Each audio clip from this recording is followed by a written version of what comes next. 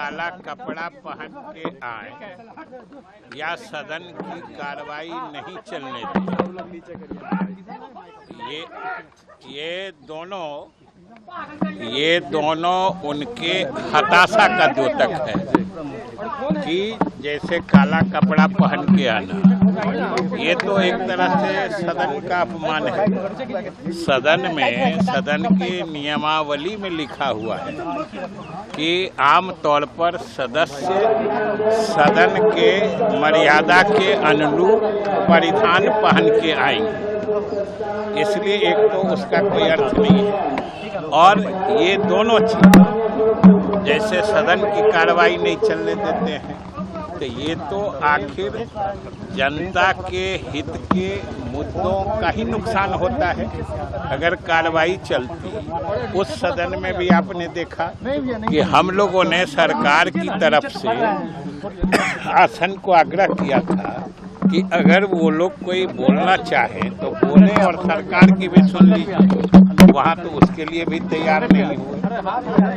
यहाँ सिद्दीकी साहब बोले तो हमने सरकार की तरफ से कहा है कि ये जो SIR का मुद्दा है, सबसे पहली बात है कि बिहार सरकार से इसका कोई लेना देना नहीं है और सदन की नियमावली में अंकित है कि जो विषय राज्य सरकार के अधीन नहीं है उस पर सदन में विमर्श नहीं हो सकता है। कौन जवाब देगा? इलेक्शन कमीशन की तरफ से। दूसरी बात, जब राजद एवं अन्य सभी विपक्षी दल इसी मुद्दे को लेके सुप्रीम कोर्ट में याचिका दायर कर रखी है जो उच्चतम न्यायालय के विचाराधीन है, तब फिर उस मुद्दे पर यहाँ बहस करके क्या हो? ये दोनों बातें स्पष्ट करती हैं कि ये उनके मुद्दा विहीनता के स्थिति में जो आदमी की बेचैनी होती है, ये उसका द्योतक है। तीसरी बात कि ये तो अब 2 महीना पुराना मुद्दा हो गया, लगातार बातें आ रही हैं और चुनाव आयोग शुरू से इनकी बातों का संज्ञान लिया है और चुनाव आयोग कई मौके पर मुख्य चुनाव आयुक्त ने ही इसको स्पष्ट तौर पर कहा है कि कोई भी योग्य मतदाता, जेन्युइन मतदाता सूची से बाहर नहीं रहेगा।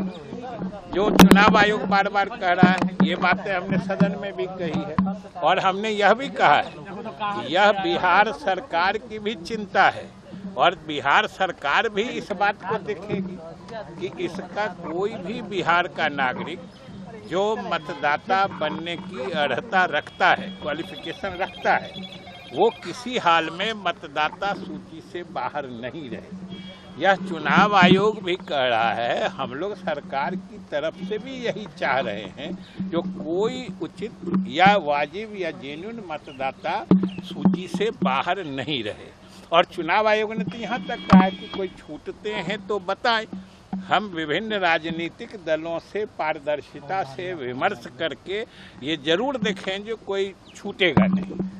तब कौन छूट रहा है ये नहीं कह के इसको पूरे प्रक्रिया को रोक दो। और आप सब जानते हैं कि अभी कल तक 90% लोगों ने Subscribe to One India and never miss an update. Download the One India app now.